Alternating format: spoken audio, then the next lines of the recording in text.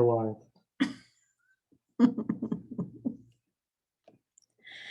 Welcome, everybody, and thank you for listening to our talk on nutrition for the construction worker.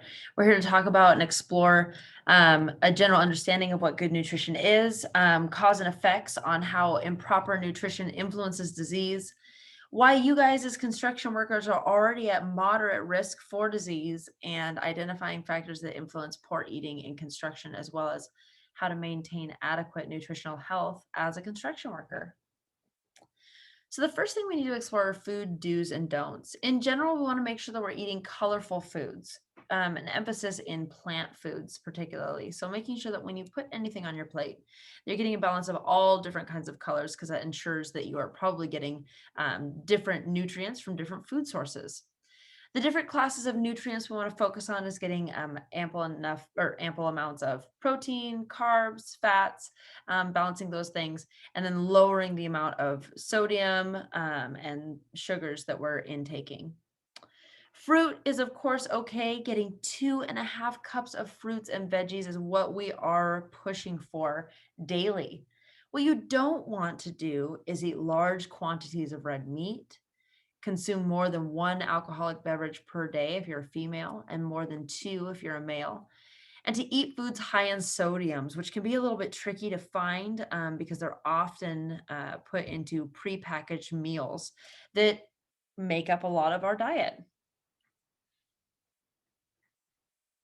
The reason why we don't want to have poor nutrition is because poor nutrition can lead to heart disease, different kinds of cancers, obesity.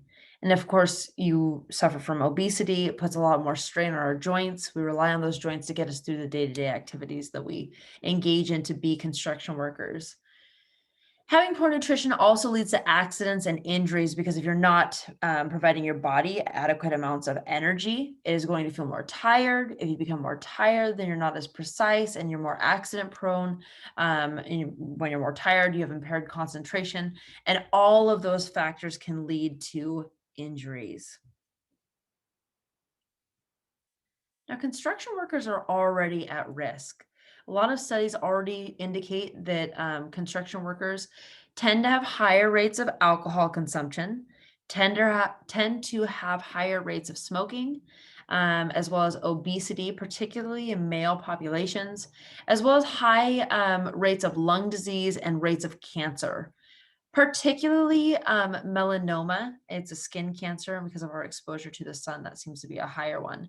But understand that when our nutrition is not good, it is going to be allowing those diseases to take over, because our immune system is what we call depressed, or it's not working as well as it possibly can, because it's not given the tools that it needs in order to work.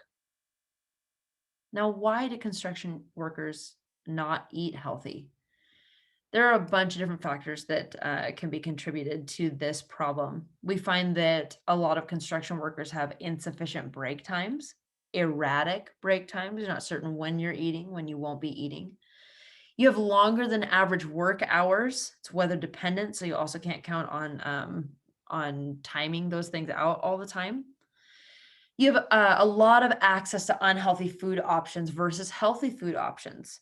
Think about how many times you have access to a grocery store versus how many times you have access to a vending machine on your work site or in your work area. Workplace culture is a big part of this. If our coworkers are eating unhealthy, then you are eating unhealthy, and science supports that. And all of these things are a perfect storm for having poor nutritional habits in the construction worker population.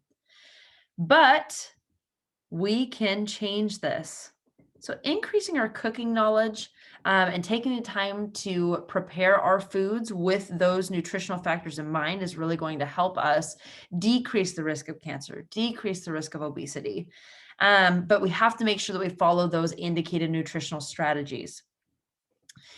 Because construction workers are already shown to have higher consumption of alcohol, they engage in activities like smoking and unhealthy things. We need to mitigate those risks as well, decrease our alcohol consumption, get away from smoking, and packing our lunches with healthy meals that are going to be able to sustain themselves, not requiring a refrigerator, so that we aren't setting ourselves up for failure, thinking that we're going to have access to things that we know we're not going to have access to.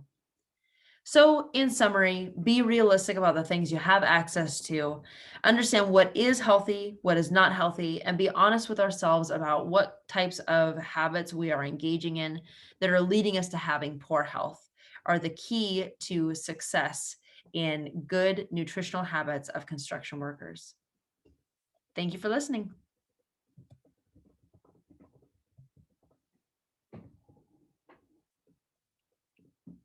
I can never find the end button, and